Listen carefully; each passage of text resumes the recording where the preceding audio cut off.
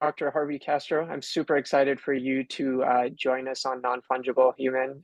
When we kind of connected online and realized you were an ER doc in the AI space and a thought leader, was super excited that you agreed to come on and have a conversation about this stuff because I'm super curious about it. And I know the listeners are as well. So thanks for joining us.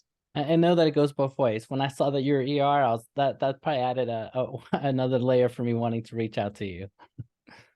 Awesome, awesome. I was kind of looking through your bio. I know you went to Texas A&M. I went to Texas, so I'll try to leave that part out of it, not get into any college rivalry arguments. But let's start. I know, so as you kind of alluded to, and we both spoke about, you're an ER physician. Just give us, a lot. There are a lot of medical trainees, residents, other folks that listen to this. Kind of give us a quick background of where you trained, where you practiced DM. Do you still practice, and a little bit of that. Yeah. So, big picture, did all my training pretty much in Texas. Went to Texas A&M, went to UTMB for medical school. Then after that, I it's kind of weird. I wanted to do a year transition year, but I knew I wanted to do ER, so I did a transition year in family medicine because I wanted to get that family medicine background. Then I went and did a residency out in Pennsylvania for my ER. And then it's just crazy because I feel blessed in the sense that right when I graduated, everything just the moons aligned for me in that I was the last person that was allowed to be part of a partner for the company I was working for. And they were a huge ER company in that I could get ownership in the hospital and then like different non-ER specialties. And it was pretty big. And I was lucky. But then just happened that the hospital that I was out at, one of the doctors had just left and he went into this thing called freestanding ERs and it started oh my gosh, I'm going blank. First choice. And so for the longest, everybody was jealous. I was like, you should never do the freestanding. I had just graduated from residency. And it was quite interesting. And fast forward, I ended up leaving the hospital system, leaving the group that I was with, and starting freestanding ERs for other people. And eventually I started about 8 freestandings on my own and micro hospital and, did all that crazy stuff as an ER doctor. And so a little bit of an entrepreneur there. Nice. Yeah, it seems like most. I obviously you've had a lot of success in this space, but most ER docs have some kind of want or will to go into the entrepreneurial space. So it seems like you definitely scratched that itch and then some. Yeah, I did. I've done a whole bunch of talks on, is this genetic? Is it environment? Is it our ER hours that pretty much are hard to live with? And then we're like, all right, we need to do a side gig or something else because I can't be like 60 and still doing this. Yeah, that's like every time there's shift change, there's some conversation about a side gig. So it's a fun time. Thanks for sharing that. Yeah. Obviously, I've kind of become super interested in technology when it comes to healthcare, and so that includes AI, that includes blockchain, that includes telehealth, the various things. And obviously, over the last year, AI has just really hit the mainstream in terms of people thinking about it, having access to tools like ChatGPT where they can actually interact with it. And so, on LinkedIn, obviously, you kind of keep coming up as someone who is, very active in the space of AI and healthcare, a thought leader, a lot of, discussions with others about that. So, when did you realize that? When did AI first come onto your radar? And then when did you realize that it was the real deal and something that was going to impact every industry, including healthcare? Yeah, really good question. Big picture, I was in the emergency room coding a patient, and the iPhone 1, that's how long I've been in there. The iPhone 1 was out, and I asked the nurse to start a drip, and she went and got a textbook and started thumbing through it. And it's like, okay, here's the drip. And I thought, oh my gosh, there's got to be a better way. So I created an app called IV Meds, and I was blessed. It hit the top 10 in the world. And with that one app, I was able to I actually coded the first one. And then from then on, I hired a team and they took care of like another 35 apps that I did in healthcare.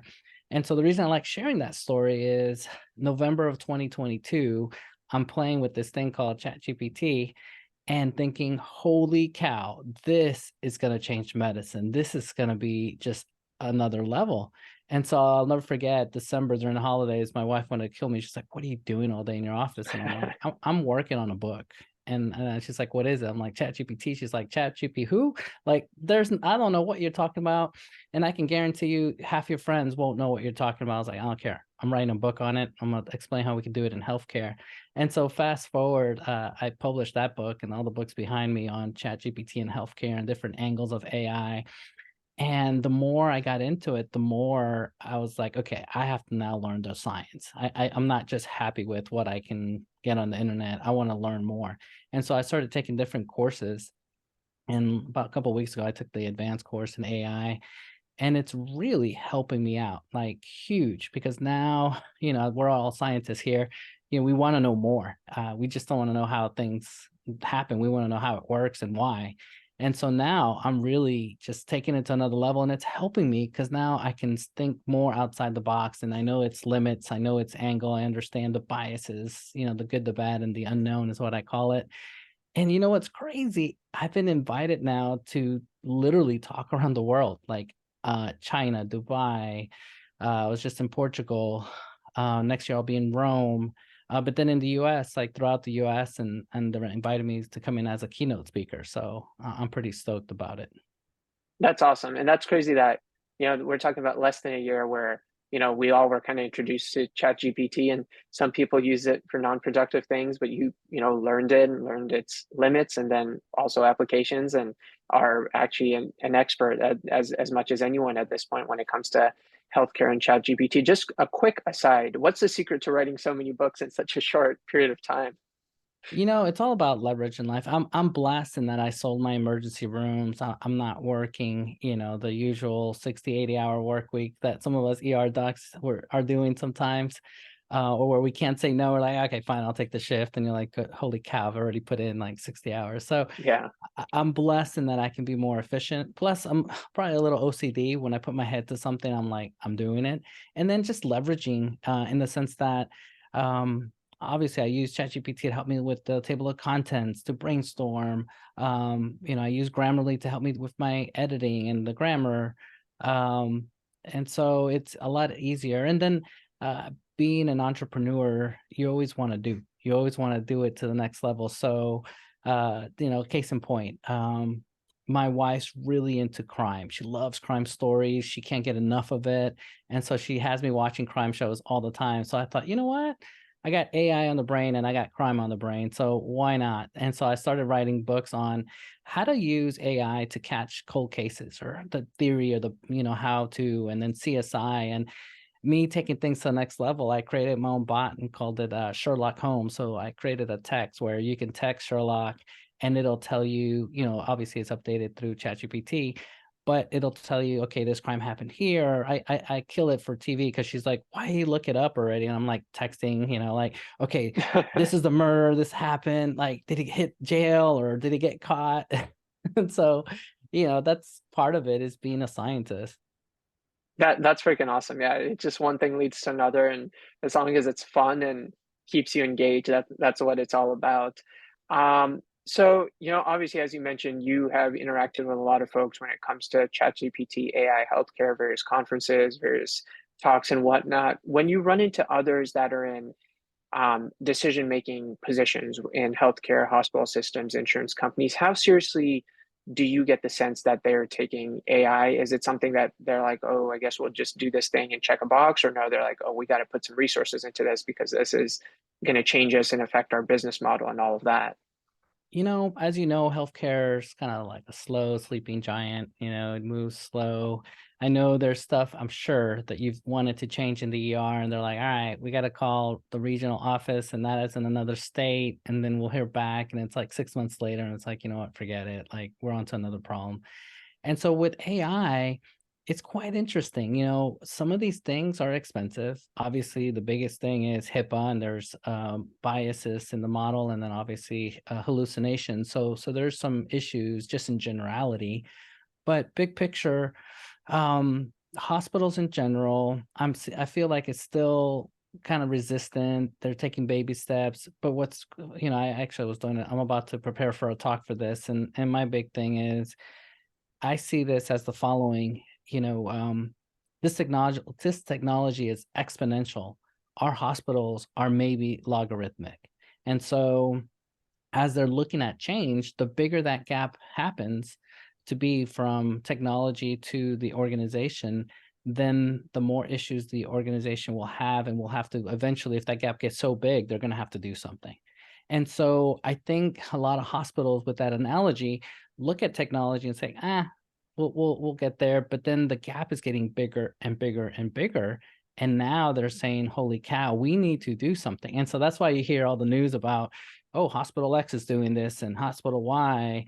Like the big ones in the news is obviously like Epic, talking about AI coming into that with OpenAI and Microsoft. And then you got the Mayo Clinic and NYU, now their hospital system. There's one that they call it New York Tron, that they're creating their own LLMs, not ChatGPT.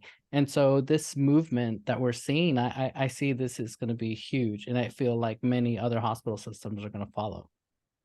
Absolutely. And it is, as you mentioned, with medicine, we want to make sure something works and is vetted and is compliant when it comes to privacy and security and whatnot. But it is exciting that we are finally taking some of these technologies seriously, whereas it seems for the longest time, you still, like, one of the hospitals I work at uses Meditech. I don't know if you've Oh ever used God. that one, but it, Yes. yeah, it literally looks like It's it was like, it feels like programmed the in the 1950s. yeah, the 50s. And you're like, what, how are we using this to conduct business? It's like every time I log in, I'm like, man, my parents probably saw this. So it's hilarious. So it's finally exciting that, they're taking some of these things seriously. We've talked a lot about ChatGPT. I'm just going to rewind a bit. You and you obviously know a whole bunch about ChatGPT. I've played with it. I kind of use it as my alternate search engine. Usually have it open as a tab, and we'll, use it to seek some stuff out. But for like the average person that may have like read a headline about it or heard about it in the news that may not have used it, in a nutshell, what would you tell them is ChatGPT, and why should they at least play with it and give it a chance to know what ChatGPT is? Yeah, I love this question. And the funny thing is, I've been asked this literally over 100 times, and every time I have such a hard time answering it because it does so much. So I've come down to this analogy. I call ChatGPT equivalent to, imagine having the smartest friend that you know, him or her, you can call her 24/7, ask it anything. But the problem with your best friend is he or she will always answer you, even when it makes no sense. And it will always make up stuff. But this person is so freaking smart that sometimes you don't know if they're lying to you or not. And that's my best analogy of ChatGPT. You can ask it 24/7, anything you want. But the problem is, if you don't know a lot in that space, and it's kind of ironic, you're asking a question, right? So you're going to ask it a question to understand. But if you get an output from ChatGPT and you don't really know, you may be like, hey, that looks good. And then what's crazy is you can say, hey, send me a reference. Hey, I'm going to outsmart this thing. And it sends you a reference, and the reference doesn't make any sense. It doesn't even exist. Or a business that, a research paper that it quotes, and it's like, dude, this never happened. And so with that in mind, I want to encourage people to use ChatGPT. And I know it's going to sound weird, but these things evolve. Just like the first iPhone till today's iPhone, it's way different. Same thing with ChatGPT. If you play with the free one, which is the 3.5, you're going to be like, hey, this is pretty good, but here are all the buts. But I would encourage you to pay the $20, try it out for a month, and you're going to be surprised how much more effective and less hallucination is the term, or less mistakes that it does. And it's really going to blow you away. And then the more you get into it, kind of like everything, you ride a bike and eventually you don't need to hold the bike. You can just ride the bike without holding the steering wheel, basically, the handlebars. So same thing with ChatGPT. The more I've been playing with it, I'm in the middle of, I'm almost done writing a course on AI in healthcare. And I was like, I'll knock it out in a month. Oh my God, no, it's been taking me forever. But what I'm doing with ChatGPT is helping make the diagrams, helping me make the PowerPoints, helping me with just so much of it that I'm like shocked how much information. For example, I needed a really cool graph, and I didn't want to just take it from the internet. I wanted to make my own. And it took me a little bit, but I was able to make my own, going through the whole X and Y axis and curves and all this. And I was shocked that I could do it. And I don't know how to program that well other than that first app, but I thought this is just crazy.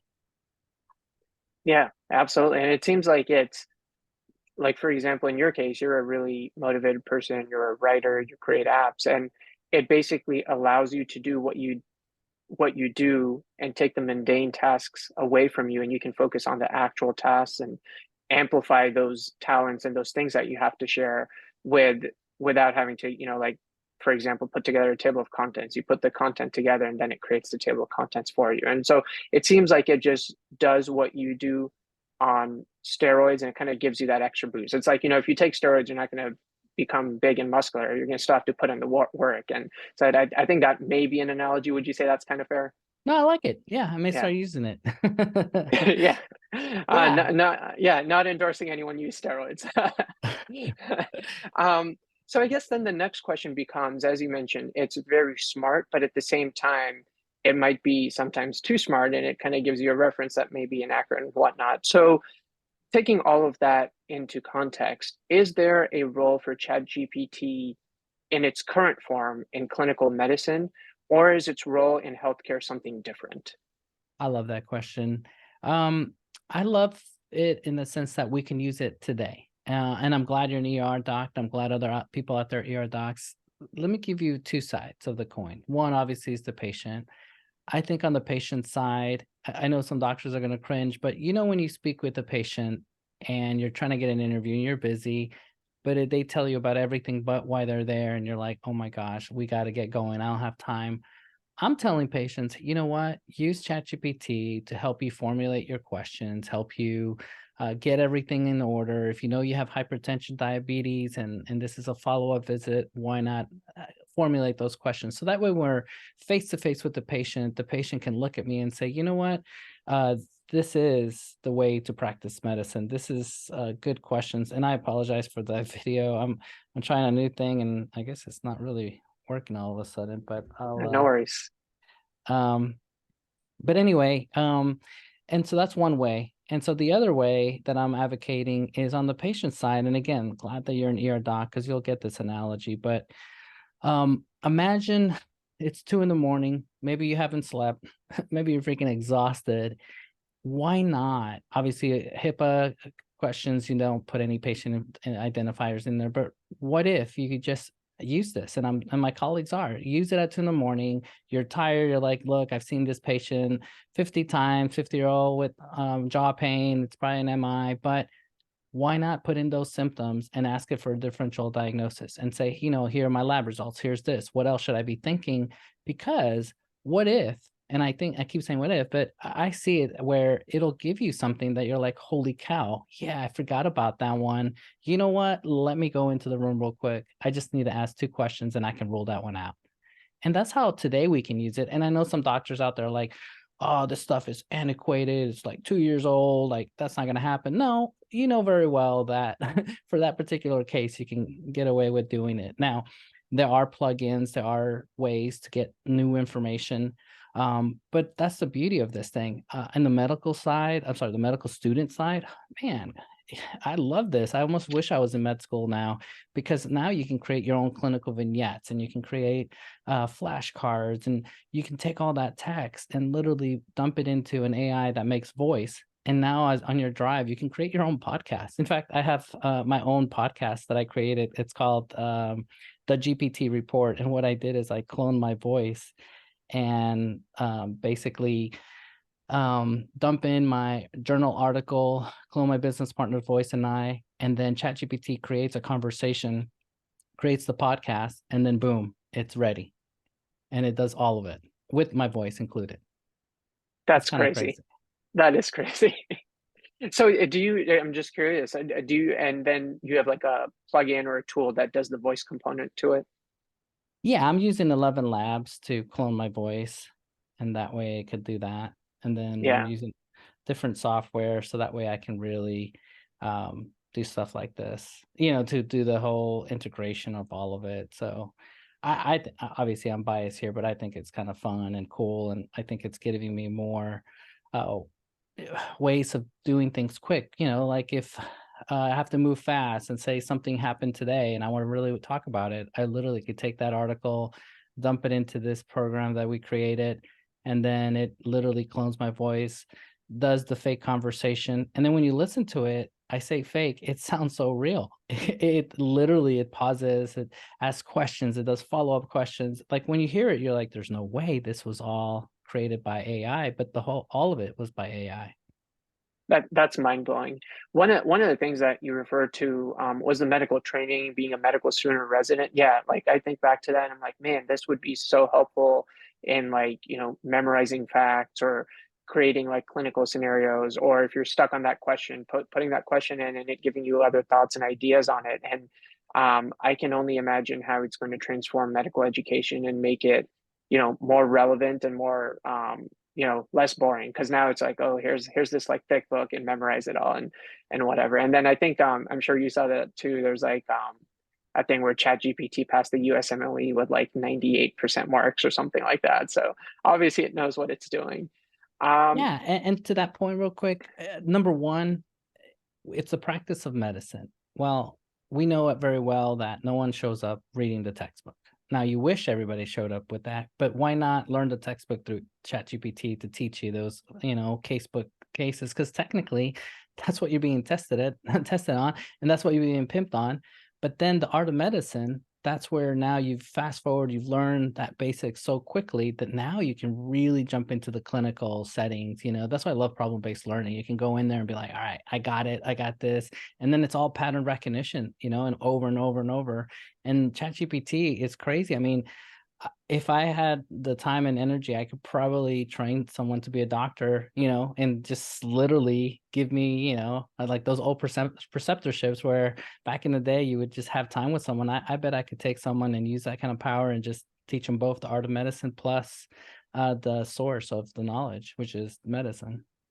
Absolutely. And then you imagine, or I imagine, like, in countries where, they may have one medical school in the whole country and a bunch of, other providers, nurses, NPs, whatever kind of other adjunct providers they have, like how this tool could be used to actually help, you know, have people go into super rural areas of Asia, Africa, other countries, and actually, provide care. And so the possibilities, as you mentioned, are endless.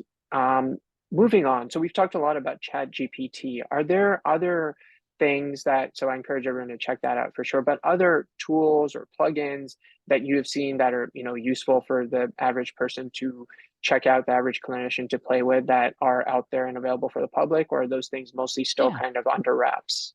No, there's so much stuff out there. I don't know if you heard of Glass AI. I forget how much you pay, 10, $20 a month, and it helps you with differential diagnosis. It's a bunch of doctors that got together and made their own LLM. And I think they hold promise. Hippocratic AI is not out yet, but they just got $50 million for LLM in healthcare. And I think that'll be another one, but just something that we can literally hang up this podcast and jump on a computer. I'm actually liking Claude AI. Just Google it. And the reason being is, for example, there's a lot of stuff that we get, and either black market or not, there's tons of PDFs with medical information and it's just floating.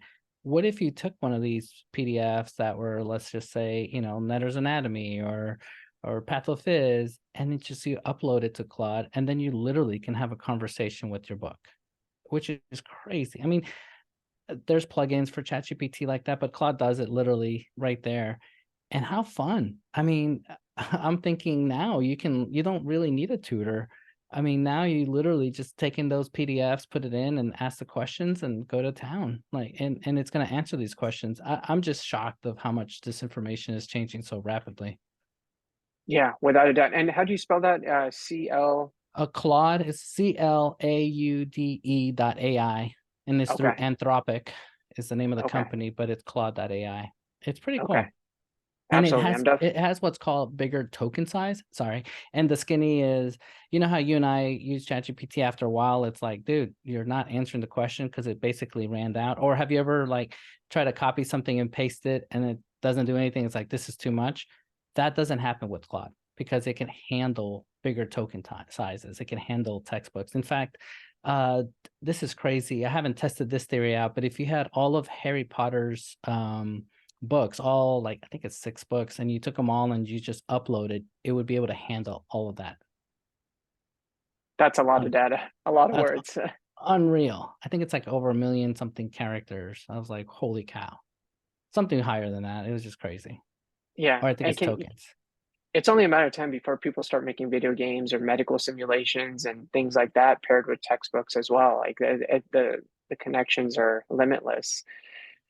One thing, obviously, as humans, we're always fearful of the new, and you and I have heard this in medicine, like, oh, radiologists are going to be obsolete because AI is going to take their jobs. Radiologists obviously still exist, but AI still exists in the radiology field, probably earlier than any other specialty. They've been using these adjunctive tools for years now. And so I guess my question to you is, as AI becomes more mainstream in healthcare and as it impacts all these various specialties, is there a founded fear that, hey, me as an EM physician, I'm going to be obsolete in 10, 20 years, or pathologist or IM doc, or are they more just tools to, make people fearful of technology and prevent change? What are your thoughts on that? You know, I pause and hesitate. I think it's going to sound crazy, but I think here in the United States, overall, we're quote unquote safe. And it's a bittersweet in that regulatory, lobbyists, AMA, insurance, all these people, they're going to fight not to do that because there's just too much involved, and lawyers too are going to hold this up. And so my prediction is, when it comes to this kind of stuff, will it take my job? I don't see it happening unless there's some paradigm shift, like when we had COVID, that literally had to hit the reset button. Unless something huge like that happens, I don't see it. And here's why. There's too much at stake. There's too many things going on with politic wise. And then there's always going to be that legal aspect. And so I usually tell people, we're going to see stuff happening in third world countries way before we see it here in the United States. We're going to see places like Africa using ChatGPT equivalent and adding it to a robot and adding it to a physician assistant and running certain parts of the hospital. And you'll be like, that's crazy. No, that will happen. Now, will it happen here in the States? Probably not the same time. And you'd be like, no, the United States gets everything first. No, it's not going to happen in this particular case. And so when it does start filtering in, I think it'll be the insurance company. I think if we had like the Great Depression or something like that, where the government now, we spend so much of our GDP on healthcare. Let's just pretend like something crazy happened, not that it would, but say it became like 90% of the GDP at that point or something, at somewhere close to that, they'd be like, you know what? This is costing too much. It's probably cheaper to use AI, and then that'll be that reset button that would happen.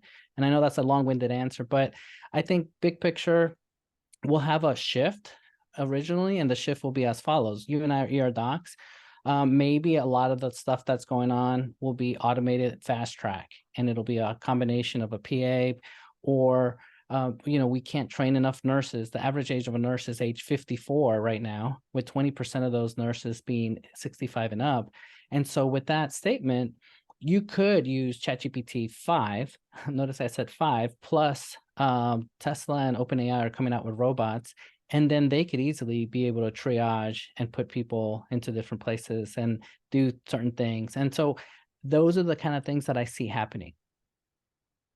Absolutely. And I think that's a perfect answer. When you look at most technologies like blockchain, for example, and using blockchain wallets to conduct transactions, there's countries in Africa or Central America that use that every single day, and most people have wallets. Where in the US, most people do not have a cryptocurrency wallet to conduct transactions. And so it's a perfect example where it'll honestly probably help the developing world catch up to us quicker, rather than us, losing our jobs or anything like that. And that's a good thing, right? It's going to Yeah. help where the help is needed the most.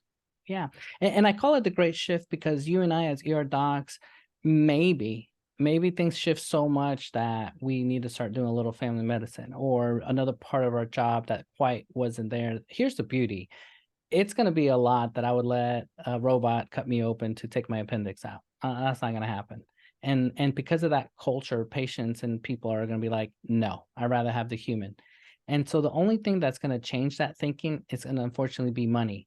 And so if someone's premium are like $2-3 grand a month, and they say, you know what, AI, we could do AI, but it'll be $100. You just need to sign your life away here. Some people be like, you know what, shit, I'll gamble here. Screw it. It's $100 a month, and I get AI for free. Basically, I'll do it. And I think those are the kind of things, a mentality that's going to happen. And moving forward, people are still going to want the human. But here's the crazy part. This thing is exponential. In our lifetime, we're going to see where this thing is so smart that even Albert Einstein can't call BS on it, because it'll be they're predicting 10 to 100 times smarter than the average human being. And so if it gets to that point, we can argue that the Hippocratic Oath now changed to, if you don't use AI, you're causing harm. Yeah, absolutely. If it's smarter than you and you're leaving that on the table, then that could be harm. That's a good point. I've never heard that. That is a very unique way of looking at it.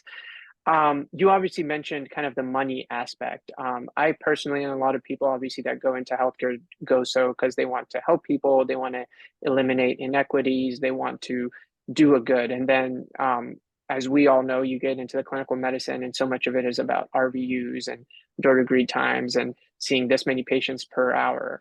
The fear or the concern is that AI is just going to make those metrics even tighter, even make it a more metric driven society, because then the higher ups could be like, well, you have all these tools to make you more efficient. What is our role as clinicians to make sure that being efficient is good, but at the same time we're going to make sure that these tools are also helping people that live in food deserts, or people with no healthcare, to get those things here in the United States. Is our role to kind of ensure that we push back against just people looking to profit off these technologies? Is it something else, or do we have a role when it comes to those things? Yeah, that's a beautiful question. So many layers to it. We can have a whole podcast on that one. Yeah. Big picture is the following. I'm a firm believer, and honestly, that's all these books behind me. It all started as a public service announcement. We need to educate our doctors, and I'm biased towards doctors. Let's just throw in our entire healthcare staff. We need our nurses, PAs, everyone that knows healthcare, that has actually seen a patient, to be a leader in AI. So that way, when Epic or Microsoft or the next company that's opening some healthcare software tool, that it has a healthcare provider behind it, so that they can be like, no, that ain't gonna fly. This is what's best for the patient, because it'll help put those brakes that we're looking at. We're worried about this technology going so far to the left that, let's just say, some companies are like, oh, it's all about money metrics, let's get going, and you got the tools. We need doctors to say, you know what, no, here's the tools, but here's how we're going to use it. And here's the other parts of this mess. There's lots of tools coming out that you and I would look at and be like, I'll never use that. But here's the scary part. If you're not active at your hospital, if you're not a leader at your hospital system, then the people up top, the C-suite, they're going to say, oh yeah, we approve that, and here, we're going to shove it down your throat. Here you go, guys. And then you have nothing to say. And then what's crazy, and the AMA is against this, is if something happens with that tool, you would think, oh, it's the tool's fault. Mm-mm. It's the doctor's fault right now. And so if AI makes a mistake, or let's just say not ChatGPT, but some other AI that you're using at your hospital system that you didn't participate, that the C-suite told you what to use, and it made a mistake, ultimately you're going to be sued, which is crazy. Yeah, absolutely. And this actually perfectly answers what my next question was going to be, and which was going to be, if you're a clinician and you're like, I don't care about technology, I just want to work my job and ignore all of this stuff, you can't ignore it, because in 5 to 10 years, some form of it's going to be in your ER or in your daily practice. And if you never had the chance to push back against it and say, hey, this isn't beneficial to my patients, or this isn't safe, you might still be held liable for what that tool is doing on a day-to-day basis. Yeah, it's kind of crazy. And even if you, and here's another one, even if you know you're going to retire next month and you're like, I can screw it, I don't care, I can yell at my own patients now. At the end of the day, this is more than that. You're a leader. Let's say you've been in healthcare 20, 30 years. You need to be more vocal than ever. You need to, if anything, take your job. And if you're retiring from the physical world of ER, go get a job for Epic and be a doctor on that side of the equation, and kind of help educate and teach. And then here's the other part. We're all patients. So at some point, you're going to be in that ER that you used to work. And at some point, you're going to be seeing a doctor. So why not shape that future? Without a doubt, without a doubt. We still have a little more time left. I want to ask one kind of closing thought on AI, and then I want to shift to honestly talking about you and all the stuff you've done, because I know with some ER docs listening to this podcast, they're probably curious, like how do you get to write books and go into speaking and all that? But just closing thoughts on AI and ChatGPT and medicine, anything we didn't touch on that you think may be relevant or interesting or I'm biased. This is going to be a selfish plug-in. I would tell people just follow me on LinkedIn and take my course that I'm working on. I know it's a shameless plug, but at the end of the day, we need doctors. And if it's not me, someone else, it just needs to be someone to represent. And here I am doing my part. I'm just one. And we need an army. I need tons of doctors that are learning and growing and challenging. I love when I post stuff on LinkedIn and someone's like, oh, I call BS. And I'm like, you know what, why? And then I go through it and then we kind of talk and we unpack it and then we get to a nice area. But we need stuff like that. So that's one thing we haven't covered. The other thing, again, is another shameless plug-in, but I created a group last year and it's called ChatGPT in healthcare. But the skinny is it's just healthcare providers, but I invited lawyers, inventors, programmers, just to go in there and just be a place where we could just kind of chat about this kind of stuff. absolutely. And I, obviously I'm interested in a lot of this stuff, which is why I kind of created this podcast. But I, will have these conversations or go on LinkedIn or other forums, and there's so many people talking about healthcare that are not healthcare providers or clinicians, and there just needs to be so many more of us. So I couldn't have said it better myself. We need to be on Twitter, LinkedIn, go on podcasts, go to conferences, go be in all these spaces, because there's a lot of people that do it that are not from the medicine side, that do it for attention, do it for personal gain and Oh whatnot. yeah. And we have something to contribute that is, we all went into medicine for a positive reason. Now, some of us unfortunately get burned out, but I think that being in these forums that prevents burnout and leads to that rejuvenation and energy that you can then give back to your patients in hospital. Great. So just shifting gears a little, obviously you are very involved in, talking about AI, healthcare, writing books, conferences. What if for a clinician that may kind of want to go into that space, and something as simple as be on a Zoom conversation with other folks about a pharmaceutical drug or about a piece of technology, what's a step that allows you to be seen as a leader by non-clinicians? Because a lot of times non-clinicians will be like, oh, they're the doctor, they're just kind of doing their thing, seeing patients, they're not really going to be in these meetings or at these conferences. What was the first step for you, or a series of steps that led you kind of outside of that bubble to be more of that leader in the space and respected by lawyers and PhDs and engineers that do this on a day-to-day basis? You got to chuckle at this one. I have done my best not to claim myself as a doctor on LinkedIn. I've tried my best to show other strengths more than the doctor. And when I post, I rarely post like, hey, eat XYZ and this will be better for your health. I don't do any of that. I do sometimes, but I don't, because I don't want to be pegged as, oh, he's just a doctor. He just leave him in his box, which is medicine. And this is the part you're going to laugh at. I went as far as getting my MBA because I thought, okay, that'll make no one will know my history. When they first meet me, they're gonna be like, they won't know that I started eight different emergency rooms. I've started over 30 companies, all this other stuff. They don't. All they see is doctor. But then when they see that MBA, they're like, whoa, this guy has something else. And I'm not saying, hey, you all need to get that, but that was just a quick and easy to do that. And then when I speak and I do stuff, not that I'm reneging my MD. No, it's the opposite. I'm just using my MD plus AI and I'm taking things to another level. So when I post, when I talk, when I come up with stuff, I'm leveraging my mind that's ER and my 20 years experience in the ER plus my experience as an entrepreneur plus AI. And then I'm able to bring things to the table that other people can't. And so if I've talked to people that are awesome programmers, they kill me when it comes to AI, they know it inside out, they can program. But then when I bring in what my knowledge plus healthcare, they don't have my healthcare knowledge. They don't have the experience that you and I have. And so it's a combination of leveraging what you can do. And plus, we're all unique. Each one of us brings something else to the table. So it's finding out what that unique thing is, plus using your MD. Absolutely. And kind of adding on to that, and I guess proving that you do have these other areas that you're good at, and leading with those along with your medical background.